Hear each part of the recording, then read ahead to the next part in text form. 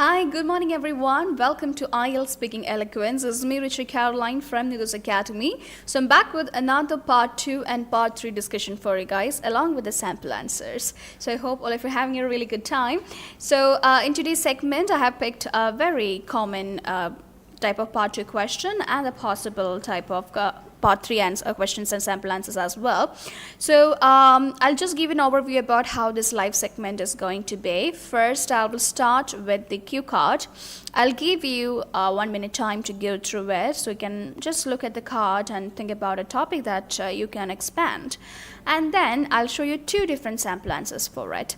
And make sure that you note down the vocabulary used and the grammatical structure I have used in the sample answers to expand the answers. So yes, you need to make a note of it, and I have included the vocabulary list that I have used in each sample after the sample discussion part, so you can see that point too. So you will get an idea about, okay, these are the list. So you can just directly make a note of these points so that it will be easier for you to spot it too. So that is with the part 2. After that, I have prepared a couple of part 3 questions along with sample answers again. So I'll give you some time for you to think about what could possibly be the extra points you can add for your part 3 here. But remember, for the examination you don't have this time. It has to be like the rapid fire segment. So but as of now, since we're practicing and trying to develop the ideas and think about it, I'll give you some time to think about what could possibly be some points you can add here. And after that, I'll show you the sample answer. Okay, so this is how this entire session is going to be. So I hope it is clear to you guys. So let's begin, and make sure that you have a book, pen handy with you so that you can make all the notes you want to and refer it the next time. Okay. So yes, remember you have 1 minute time, so you can see the cue card on screen right now.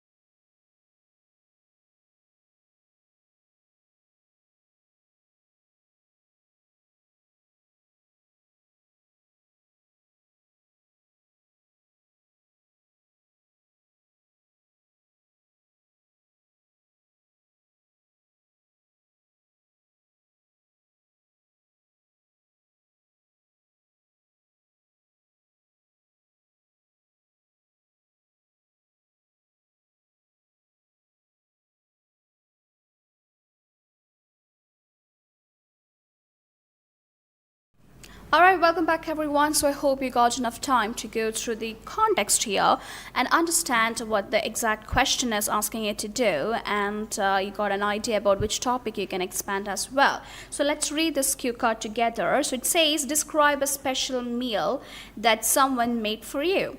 And you should say who did it, so you need the person who did it, when and how he or she cooked Okay, so you have to explain that point. What and why he or she cooked for you, and explain how you felt about the meal. So these are the questions you need to expand. So I hope the question is pretty much clear to you guys. Let's look at sample 1. One of the most memorable meals I have ever had was prepared by my father. So I just started my introduction by saying one of the most memorable meals. So I'll just take you back to the cue card here. The cue card is describe a special meal that someone made for you.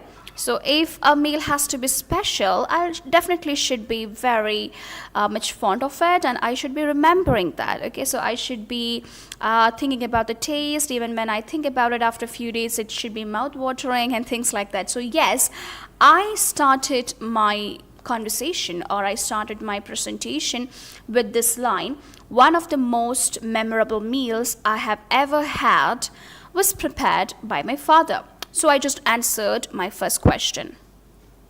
This happened a few months ago on my birthday, when he decided to surprise me with a homemade dinner. My father, who usually doesn't spend much time in the kitchen, took it upon himself to cook my favorite dish, chicken biryani. You see how I'm expanding and connecting the ideas, like I'm building a story here. Okay, I'm just taking you back to the day when my father cooked it for me. So I'm picturizing it, so whoever is listening to this will definitely get the storyline.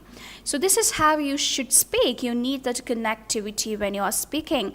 It should be having that coherence. Okay, like, it should be continued into the next point. The cohesion has to be maintained there. Okay, he started the preparation early in the afternoon, meticulously following a recipe passed down from my grandmother. The aroma of spices wafting through the house as he cooked made my anticipation grow even stronger. He used a special blend of spices that we had brought back from our trip to Hyderabad, known for its rich and flavorful biryani. Okay, so I'm giving more details about how and when he cooked it. Okay, so I'm saying he started the preparation early in the afternoon, meticulously following a recipe passed down from my grandmother. The aroma of spices wafting through the house as he cooked made my anticipation grow even stronger. He used a special blend of spices that we had brought back from our trip to Hyderabad, known for its rich and flavorful biryani. So I just explained who did it. I gave a detailed explanation of when and how he did it. Now let's look into the next details given in the sample. When it was finally time to eat, the biryani was served with a side of raita, which he had also prepared from scratch. The moment I took the first bite, I was blown away by the burst of flavors. The chicken was perfectly tender and the rice was cooked to perfection, with each grain separate and infused with the spices. It was clear that my father had put his heart and soul into making this meal special for me. Okay, so see the beautiful sentence construction given there. So just read the sentences one by one again. So I'm giving the time frame, like when it was finally time to eat. I'm giving the time frame there. So as we prepared everything, as my father prepared, and when we were about to eat it. So I'm just giving the time frame when it was finally time to eat. The biryani was served with a side of raita, which he had also prepared from scratch. The moment I took the first bite, okay, so that is also time frame, right? So when usually we say when I took the first bite. So you can even try the same thing like this. The moment I took the first bite, I was blown away by the burst of flavors. That's a nice usage. I was blown away by the burst of flavors. Usually we say I could taste different flavors. This is the normal statement that we kind of repeat. So you can try this. I was blown away by the burst of flavors. The chicken was perfectly tender and the rice was cooked to perfection. Okay, rice was cooked to perfection. Alright. With each grain separate and infused with the spices. It was clear that my father had put his heart and soul. This is a very good usage, which means he was completely determined in it. Like he was completely invested in that. Okay, so you can say he had put his heart and soul into making this meal special for me. What made this meal particularly unforgettable was the effort and love my father poured into it. Cooking isn't something he's accustomed to, yet he went out of his way to make my day extraordinary. We sat down as a family to enjoy the meal, and it turned into a joyous evening filled with laughter, stories, and a deep appreciation for the lengths my father went to just to make me happy. That's also a very nice paragraph, right? And the last part, I'm just going to conclude it like this. The meal wasn't just about satisfying my hunger. Okay, it was just not about satisfying my hunger. It was a touching reminder of the love and care that my father has for me. It also highlighted the fact that sometimes it's a simple gestures of love that leave the most lasting impressions. So that is my concluding line. Okay, so this is how my sample 1 is going to look like.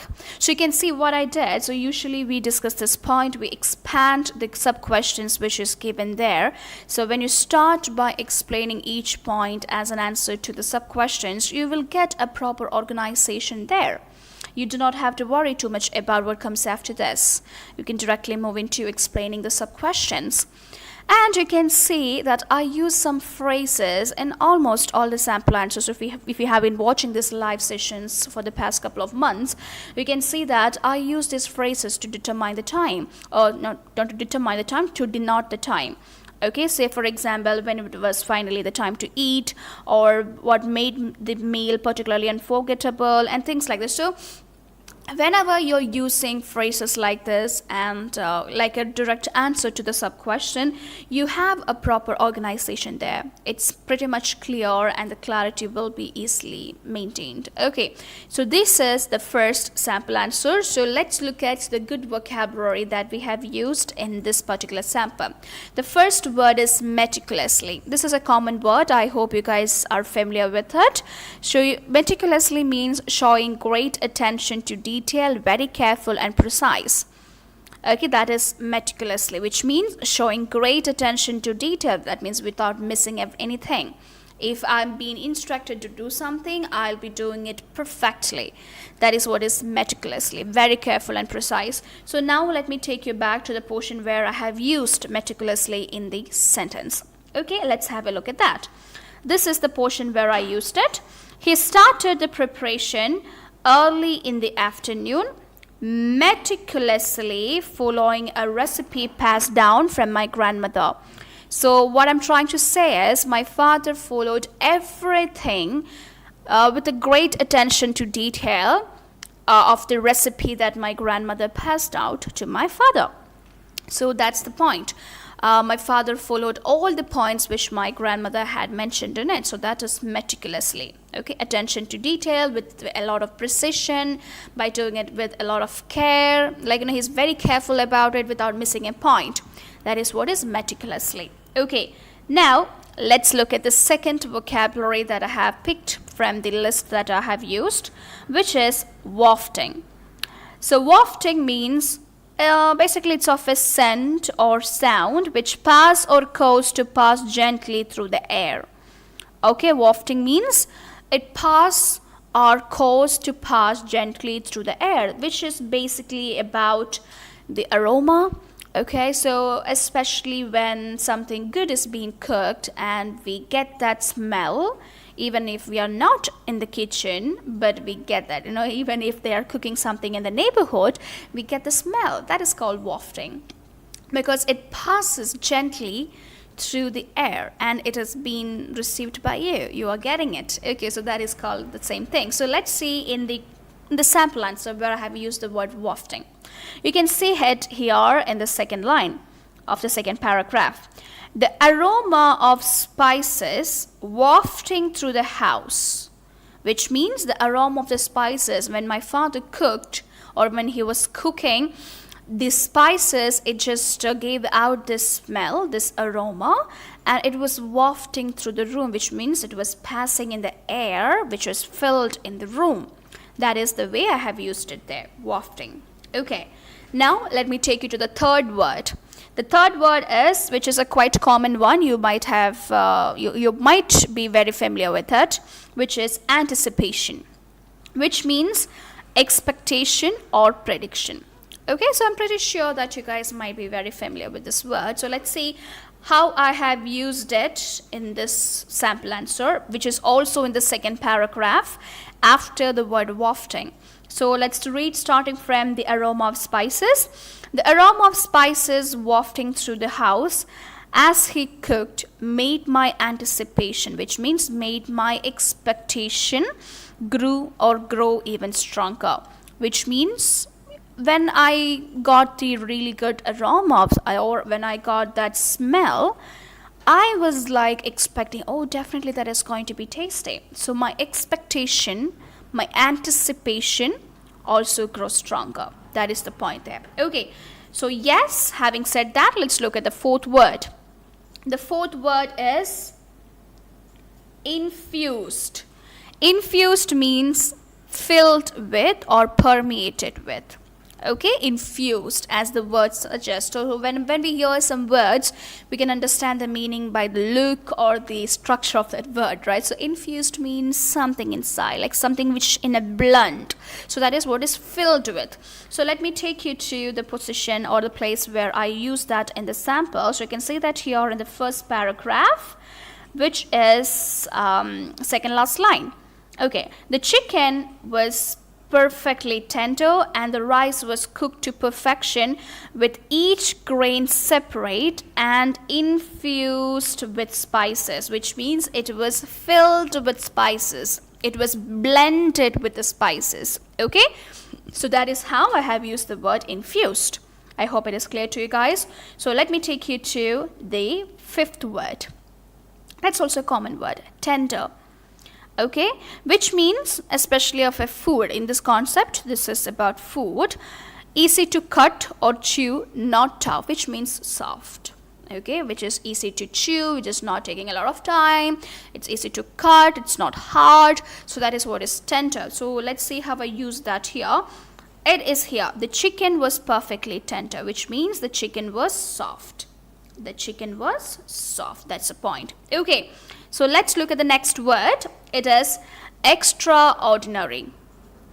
Extraordinary, which means very unusual or remarkable. Extraordinary, which means outstanding. Okay, beyond ordinary. Okay, beyond the ordinary level. So let's see where I have used that word. You can look at the second paragraph here, second line.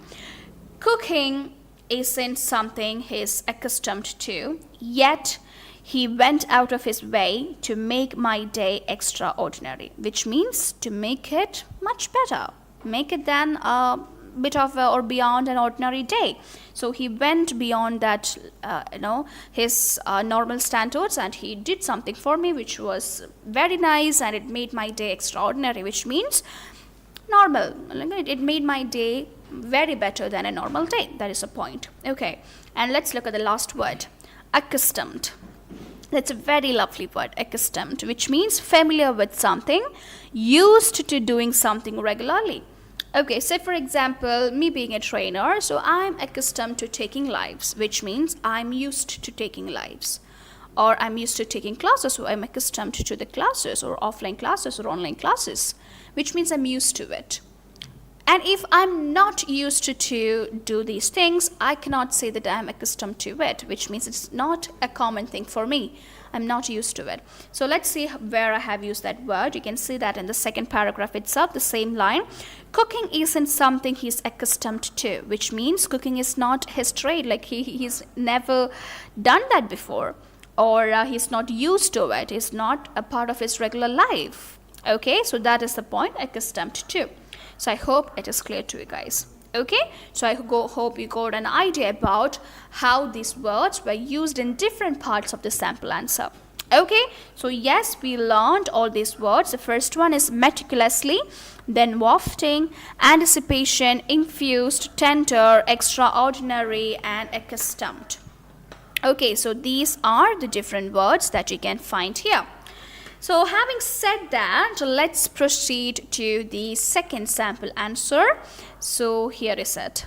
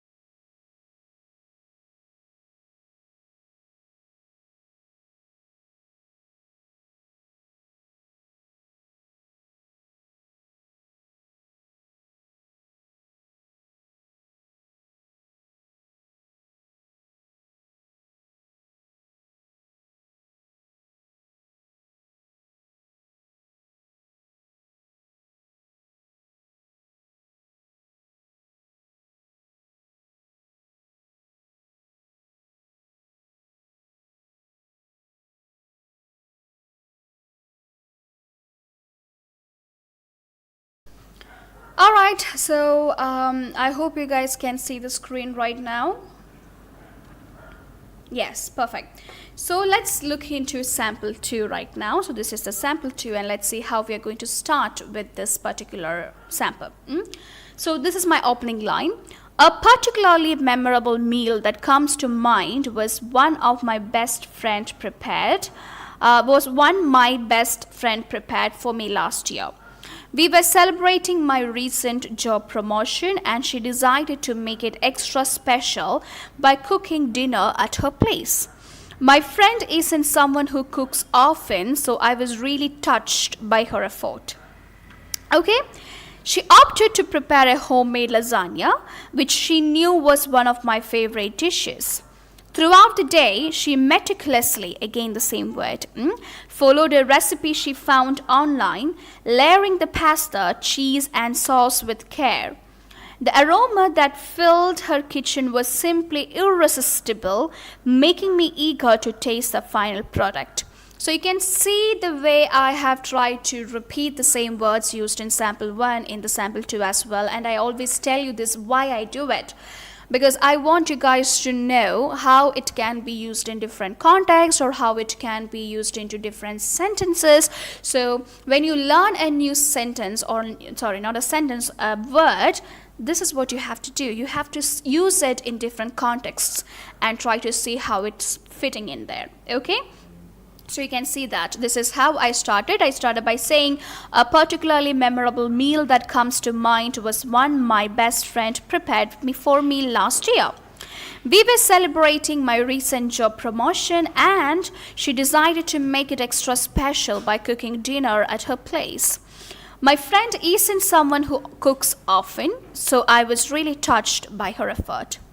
She opted to prepare a homemade lasagna, which she knew was one of my favorite dishes. Throughout the day, she meticulously followed a recipe she found online, layering the pasta, cheese, and sauce with care. The aroma that filled the kitchen was simply irresistible, making me eager to taste the final product. So let's see more into this part. Let's dive into the details. When she finally presented the lasagna, it was accompanied by a fresh garden salad and a glass of my favorite wine. The lasagna itself was incredibly rich, with each bite delivering a perfect blend of flavors. The cheese was gooey, the sauce was savory, and the pasta was cooked just right. Although she worried it might not turn out well, it was one of the best lasagnas I ever had. The entire experience was special not just because of the delicious food, but because of the effort and thoughtfulness she put into it. Knowing that she doesn't usually enjoy cooking, it meant a lot that she went out of her way to make this meal just for me. We spent the evening laughing, reminiscing about old times, and simply enjoying each other's company. This meal wasn't just about the food. It was a heartfelt gesture that made me realize how much my friend values our relationship. It's these kinds of moments that stay with you, reminding you of the love and kindness shared between friends. So you can see a structure which is similar to my sample 1, but I've used different grammatical structures and different vocabulary and different sentence construction or a different concept here. So I hope this is clear to you guys. So let's look at the vocabulary list and then cross-check how these words were used in the sample to develop the meaning. So this is the list. The first word, particularly, which means to a higher degree than is usual or average. Particularly means to a higher degree than is usual or average. So let me take you to the place or the position in the sample where I've used that. It's the opening line. A particularly memorable meal that comes to mind was one my best friend prepared for me last year. So this is the place where I have used it, a particularly memorable.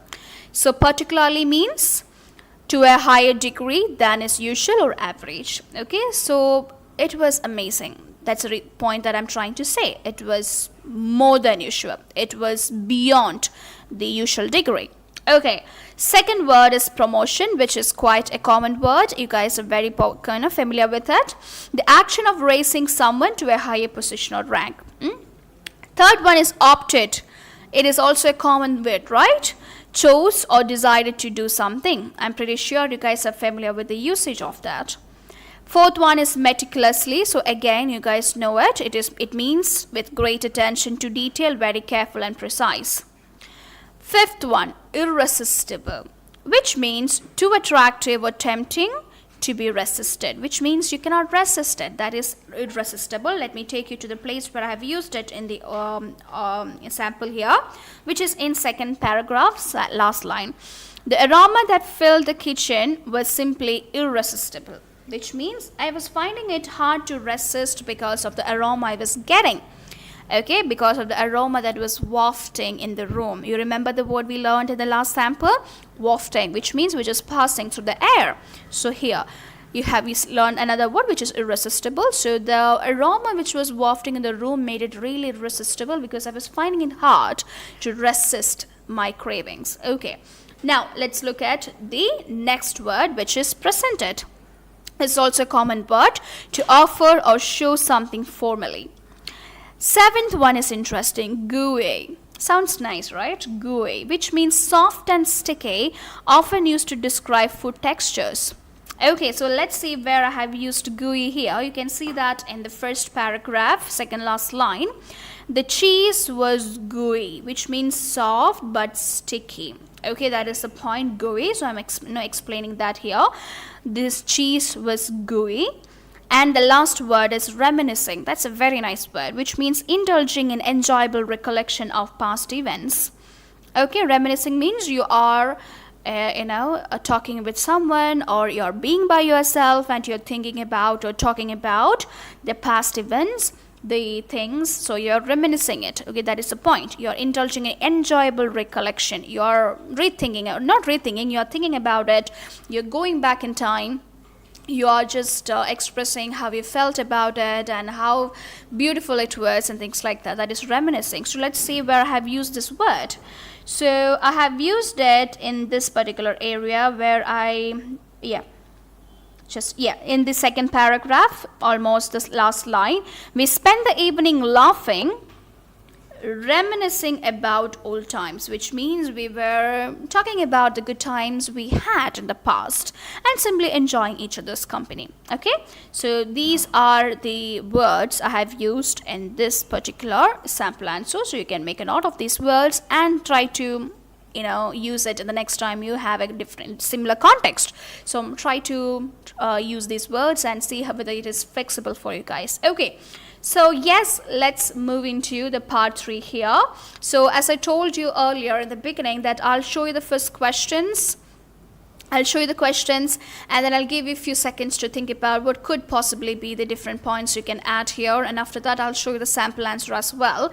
So yes, let me take you through the first question. This is your first question, guys, which is, should students learn to cook at school?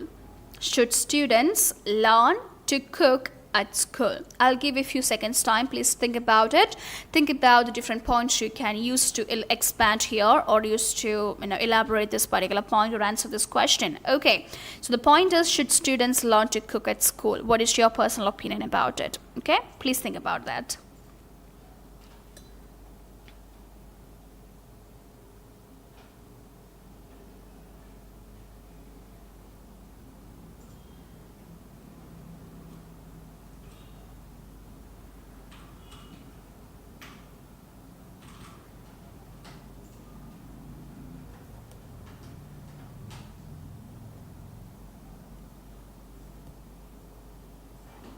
Yes, what do you guys think? Let's have a look at the sample answer here. Okay, this is the sample. You'll be able to say it soon. Yeah. So I believe students should learn to cook at school because it's a fundamental life skill that promotes healthy eating habits, creativity, and self-reliance. So I just gave my opinion. Yeah, it's a fundamental life thing. So yes, they should. So I started by saying I believe students should learn to cook at school because it's a fundamental life skill that promotes healthy eating habits, creativity, and self-reliance. Cooking not only equips students with the ability to prepare nutritious meals, but it also encourages them to make informed food choices, which can lead to a healthier lifestyle. Moreover, learning to cook can enhance their appreciation for different cultures through diverse cuisines, fostering a greater understanding and respect for global traditions. Overall, incorporating cooking into the school curriculum would be an invaluable investment in students' personal and social development.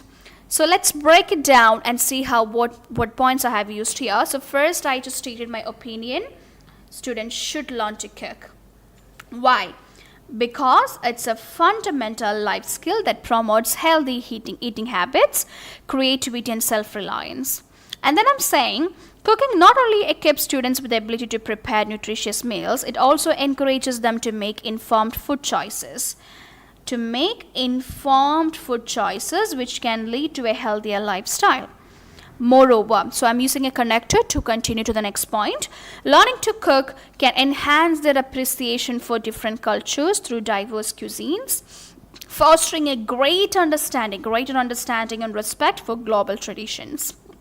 And lastly, overall, incorporating, you see the word, right? So you might be using this quite a lot in your writing test as well. So overall, incorporating cooking into the school curriculum would be an invaluable investment in students' personal and social development. So by incorporating all these points, I just answered to the question, should students learn to cook at school? So I gave a reason as well, right? I just answered and gave my opinion, yes, they should. And then I gave the reasons in different sentences, like why. Okay, they're making healthier choices, they're accepting different cuisines and cultural boundaries, and they will choose the perfect meal for them and things like that. So I'm just giving different reasons as to why I think they should. So these are the supporting information. So all the points I have added after I said my opinion is the supporting statements. Like, this is why I said students should learn it. Okay, so this is how you should frame your opinion based answer as well. For the part 3, you need to give your opinion and you have to state different reasons as to why you have that opinion. Got it? Yeah. So now let's look at the second question here. The second question is something like this. So do you think people's eating habits would change as they get older? Do you think people's eating habits would change as they get older? Okay, I'll give you a few seconds to think about it, brainstorm some ideas, and see what could be the possible points you can expand here. Okay, go ahead and please think about it and let me know. Yes, let's discuss that in short.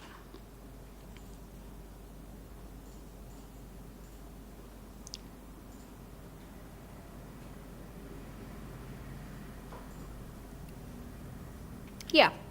What do you think? Let's look at the sample answer here, right? Yes. So the question is, do you think people's eating habits would change as they get older? So it's kind of like a yes or no question. So I'm starting by saying yes. I think people's eating habits tend to change as they get older due to a variety of factors. As people age, they often become more health conscious and start to prioritize nutrition over convenience. That's a good usage. Prioritize nutrition over convenience, leading to a shift toward healthier, more balanced diets. Additionally, changes in metabolism, lifestyle, and even health conditions can influence what and how much they eat. For instance, older adults might reduce their intake of rich, heavy foods in favor of lighter, more easily digestible options.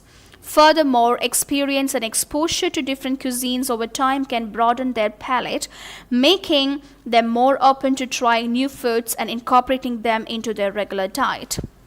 This is a pretty much neat explanation, and it's quite usual, right? Like, it's quite obvious that this could be the answer, because yes, as we get older, our tastes change or our preferences change. And sometimes I like to eat this food, sometimes I don't, and I really don't. When I was a child, I really liked to eat all sorts of Chinese foods, especially noodles or ramen, but now I don't. Okay, so I do eat it, but I don't eat it like, or I don't have that craving like I used to have. So yes, as we get older, we have some changes. We do change our attitude towards different food, or the way we eat and look at the food. Okay, so yes, there would be changes. So you can just directly start by answering yes. I think people's eating habits tend to change as they get older due to a variety of factors, and you can see the different factors here. It could be health one, it could be the body's metabolism, or it would be a mental decision that you made to change it. So there are different points that could attribute this point. Okay, so yes, this is how we can give an answer to this question. I hope it is clear to you guys. So you can see the structure here, right? I first stated my opinion, and then I started giving the reasons why I have this opinion. Like, I'm giving a supporting statements to support my answer. Okay, so you can give examples, you can add different points which you know. Okay, it could be something from the history, or it could be something from your personal life. So you can incorporate some examples to make the answer look much more decent. Okay, yes, so that's all. So I hope it is clear to you guys. So we have discussed part 2 and part 3 today with different sample answers, and we just learned the vocabulary that I have used in each of the sample answers as well. So I hope you guys have made a note of all these points. Make sure you learn these words and try to use it in a different context, and try to learn the different usages of it as well. So make sure whenever you come across a new word, you try to create different sentences using this word. Okay, and see how you can put that into place in different areas, be it writing or speaking. Just try to incorporate that in your day-to-day life conversations as well, and see whether you're getting very comfortable with that word, whether you're learning the right usage of that as well. Okay, that's very important. It's not just about you're just by-hearting some points or memorizing it, just learning and learning the meaning. It's all about how you're putting it into use, how flexible you are to use that word as well.